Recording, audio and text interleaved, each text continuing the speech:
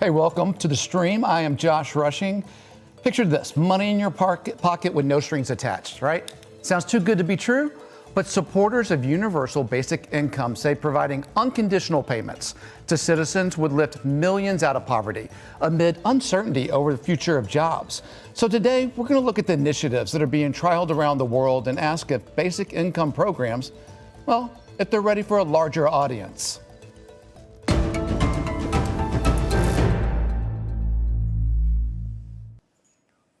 Joining us today from New York is Guy Standing. He's co-president of the Basic Income Earth Network and author of The Precariat, the New Dangerous Class. Sam Soko is a documentary filmmaker whose film Free Money examines the impact of a basic income program on people in rural Kenya. He's in Nairobi. Eleanor Donovan is an artist receiving funds through Ireland's recently launched Basic Income for the Arts initiative. She's on Iceland's East Coast.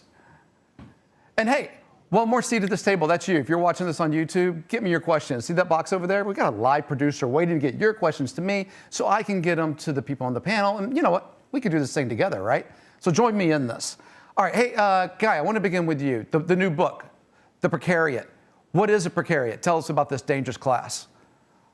Well, actually, my new book is about how to pay for the basic income, but The Precariat has gone into 4 editions and it's been translated into 24 languages. And basically, the precariat is the big mass class of the world today.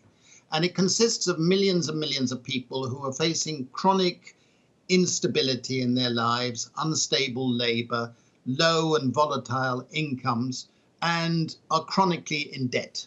One mistake, one accident, while they're in illness, and they're out homeless, or they think that. So they're people facing extreme precariousness, and they're losing the rights of citizenship. They're losing social rights, they're losing cultural rights, they're losing economic rights. And fundamentally, the most important thing for this conversation is that they feel like supplicants. They feel as if they have to ask for favors from landlords, from employers, from relatives, or bureaucrats dealing with them. And this is a terrible existential way of living in which millions of people are getting very angry.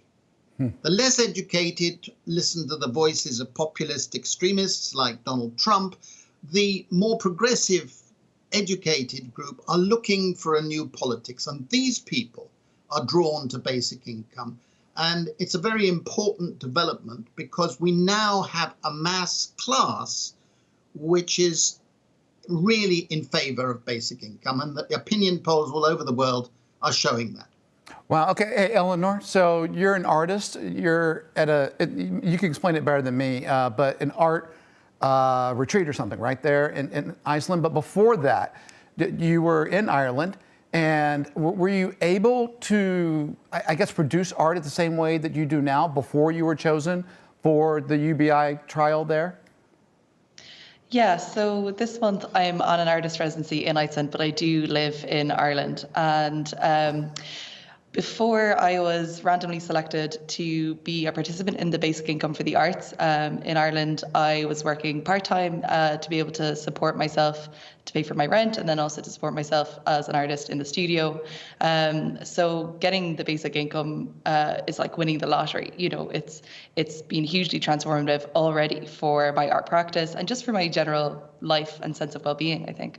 Yeah, I'm looking at you in that art studio, and I'm just thinking, like, this seems good for humanity, that you can actually dedicate more time in your life to something creative than just trying to survive in a capitalist economy.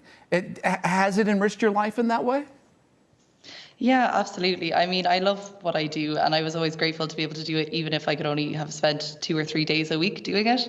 But what this means is that I can kind of relax a bit. And I guess something that is quite relevant to being an artist is that you need time to spend in the studio and to spend thinking and to kind of not necessarily be productive or to do stuff that doesn't necessarily look productive. And having the basic income just means that I have this luxury now of time where I can sort of relax and think more about what I'm making. So it has really just been phenomenal. Yeah, It just speaks to humanity in the sense that we can be more than cogs in a machine that's designed purely to make profits. Soko, who's with us, is a film director, and he has this movie called Free Money. I want to share a clip with you, but he follows a number of people in a rural Kenyan village, Kagutu, is that right? And you followed them for how long, Soko? For 5 years through the trial, is that right? My co-director and I, Lauren, followed them for 5 years. Yes. Fantastic. Let's watch this clip together.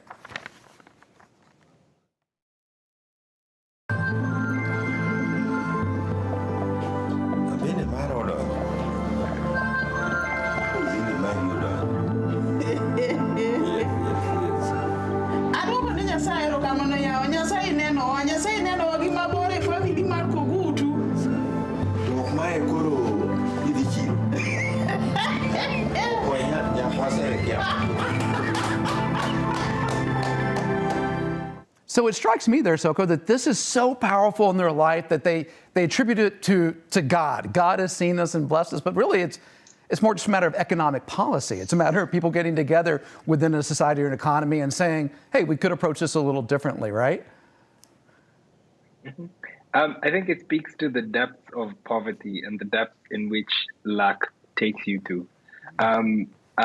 The turning into spaces like religion and all these other spaces, because the level of desperation, and I think the idea, and in this case, the film we were following in this village, that the concept of implementation of a UBI was to uplift people from extreme poverty. I think it's kind of the levels where you just need money to just, do basic things, food, shelter, education, just things that shouldn't be a no-brainers in terms of if you think about existing as humanity.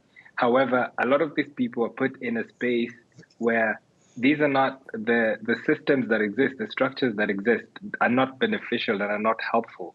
And I think because those structures are not helpful to their lives, the idea of them getting a consistent income every single month is a total game changer. Gaki, you said the new book is about how to pay for it. Yeah, tell us, where does all the money come from? Are you asking me this? I'm asking you this, Guy. Okay. Well, my feeling is that we can pay for a basic income of a modest amount quite easily. If you think about it, governments hand out billions, in the case of rich countries, billions of dollars or whatever it is, in subsidies that mainly go to rich people, tax breaks and so on. In my own country, it's over £400 billion a year. If you pay to everybody a modest basic income, you'd be much less than that. But I'm also advocating eco-fiscal policies of levies on people who take from the commons. And that includes having a carbon levy. We need a carbon levy, but we can only have a carbon levy if we recycle the income that's gained from the carbon levy, because otherwise it's regressive. In other words, it increases inequality. But we need a carbon tax. We need a high carbon tax because we've got to cut down on fossil fuels and greenhouse gas emissions. We can't go on as we've been doing. So I don't think the affordability is really critical, and I've outlined various ways you can pay for it. And the important thing from our conversation is that to get governments to move in the direction of having a decent basic income for everybody. Our pilots, and I've been involved in 6 or 7 pilots altogether, our pilots show that the net cost is much less than the gross cost. What that means is that because it improves people's health, for example, it places less stress on the health services. It reduces the cost of providing public health services. So governments gain by saving money. The same with education. It improves educational attendance, educational performance, and therefore makes it a better investment. So you really shouldn't look at a back of envelope calculation. You should look at what are the net returns and the dynamics of a moving towards a basic income as the anchor of a new welfare system. Soko, you wanted to jump in there. Yes, I think the idea of whether basic income works or not is in many ways irrelevant, because it kind of stems from very kind of historic discriminatory thinking of where, as a society, it's like we have a hate for poor people. And it's those things like the idea that poor people need to lead better lives or have the ability to lead better lives becomes very complicated. The issue at hand that is something that kind of like things that have to be talked about, I think, like even with the giving of basic income, it's not exactly a silver bullet, because unless you have better healthcare, unless you have better education, unless you have all these amenities that are available, free and capable of helping people and making life, okay for people to exist in, then we kind of end up just going round and round in circles, discussing whether it's okay for people to have a certain level of income to support their basic existence. That's kind of a sad reality, I think, in unchecked capitalism. And the pilot you're talking about, Guy, these are experiments that have happened all over the world. No one's really taken this on as a permanent economic policy. And Eleanor, you right now are, I don't want to call it a lab in a cage, but you're part of this experiment. And I'm curious, how do they measure in your life the impact that this has had on you? Yeah, absolutely.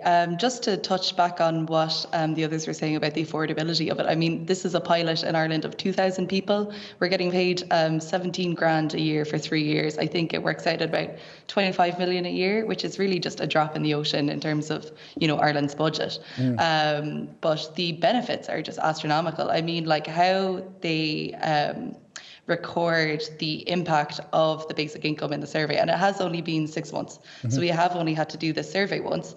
They'll ask you questions about, how much time have you been able to spend making, how much time have you been able to spend researching opportunities, but they also ask you questions like, how much sleep do you get tonight, per night, how many hours do you spend caring after children or like elderly relatives, or etc.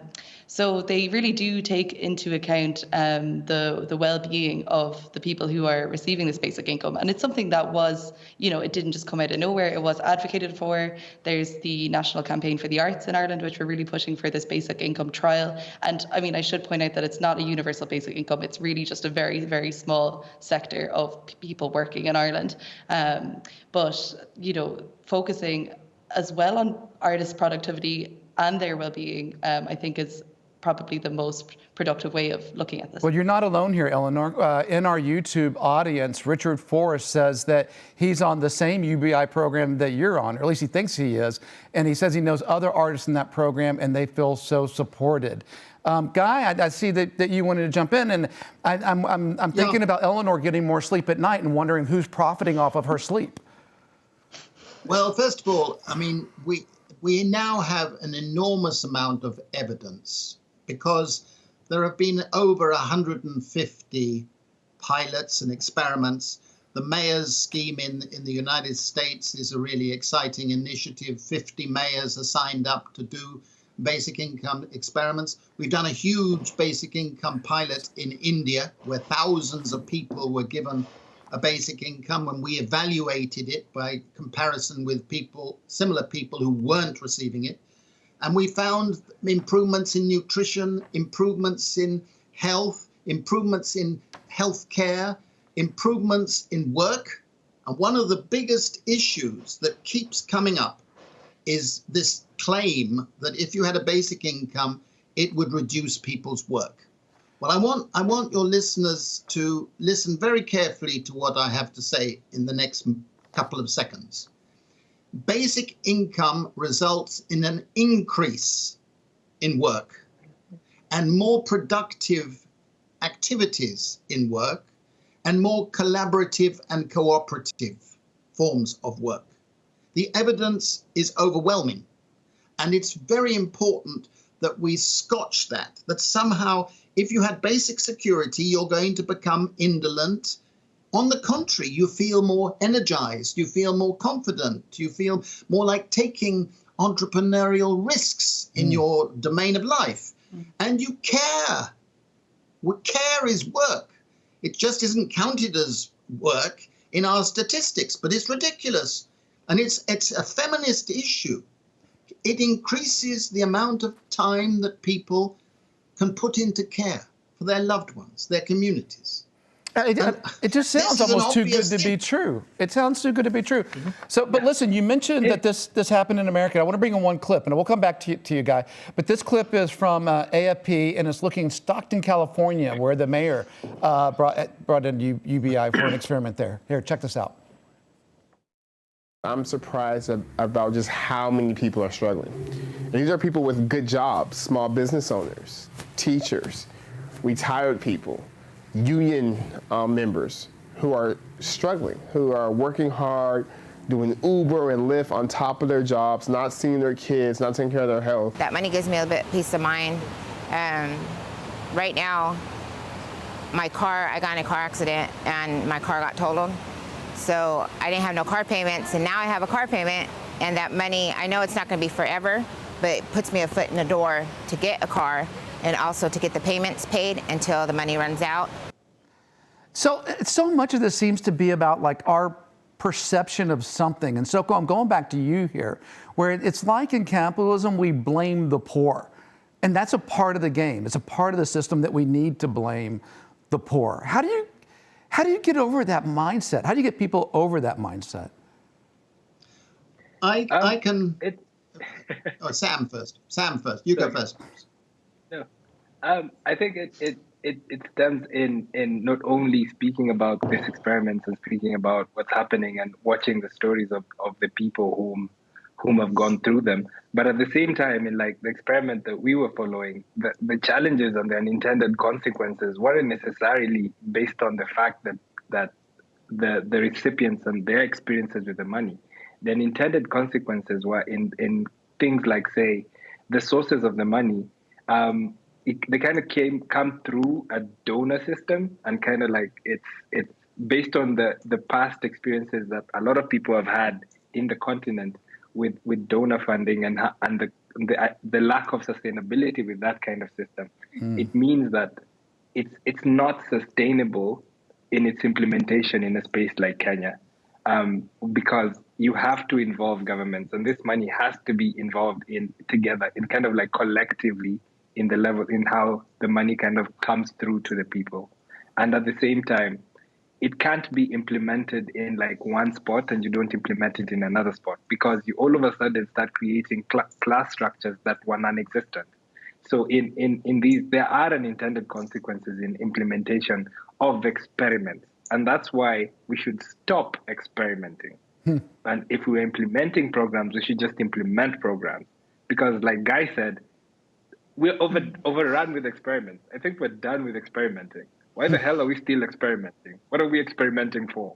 It's a perception issue at this point, rather than I think so. a systemic issue. I think the main obstacle is political now, Josh. I think we have enough evidence from around the world, different types of countries. We can afford it because we can afford all sorts of schemes, as we saw during the COVID pandemic, when governments suddenly were able to put money into companies and lend at zero interest rates, and furlough schemes, billions of dollars and euros were spent. Then they suddenly had that money. It's not a question of not being able to afford it. We have to be fiscally responsible, but it's affordable. I think we have to go back to why we want a basic income. And the fundamental reasoning is ethical. It's first of all a matter of common justice. The income and wealth of every single one of us, including all of us in this program, is far more to do with the efforts and achievements of all preceding generations than anything we do ourselves. But we don't know whose parents, grandparents, and previous generations contributed more or less. So in a sense, you could see a basic income as a sort of common dividend on the collective wealth. Now, I was very interested that the Pope during COVID came out in favor of a basic income. It's the first time the Catholic Church has come out firmly in favor. And if you're religious, you can say that God gave us unequal talents, unequal skills. And in a sense, a basic income is a compensation for those who don't have the talent of making a lot of money. But also, we realize that basic income gives people basic security. And basic security is a human need. It's a public good. And if you don't have basic security, your mental IQ goes down. The psychologists have shown us that. So in a sense, giving people basic security is a way of saying you are a citizen. Then you can behave. But if you're chronically insecure, it's unfair for us to expect somebody to behave in a way we might like them. They've got to behave just to survive. And basic security is fundamental. And finally, ethically, every politician I've ever heard speak says they're in favor of freedom. But you can't be free if you're chronically insecure and impoverished and in debt. So you can only be free if you have access to the material resources so that you can make decisions. Hey, I want to bring a quick video in because we're running out of time in the show, and I want to shift this conversation to maybe a little bit more forward-looking. Here, check this out, and we'll discuss it after.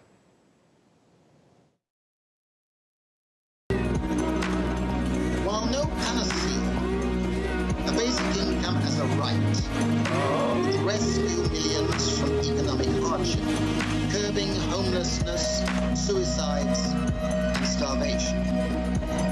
It would strengthen resilience, helping people to cope with shocks and setbacks better, and it would aid recovery by giving people the ability and confidence to spend.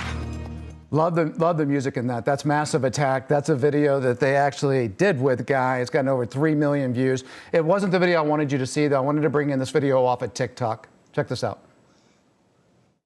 What you are looking at is Advanced Farms' most recent apple harvester, which can pick up to 30 apples in 1 minute, which is amazing, but it's an incredible reminder of how by 2055, over half of all the current jobs will be replaced by automation, and over half of the global population will be unemployed with no real way to generate income. Help me, I'm poor. Which people used to say would lead to this massive creative renaissance, but now we have AIs that can generate artwork that sells for hundreds of thousands of dollars, music, papers, and soon-to-be novels and scripts. To prevent the economy from completely collapsing, governments are going to have to start handing out a UBI to everyone that will be enough to cover all basic living needs.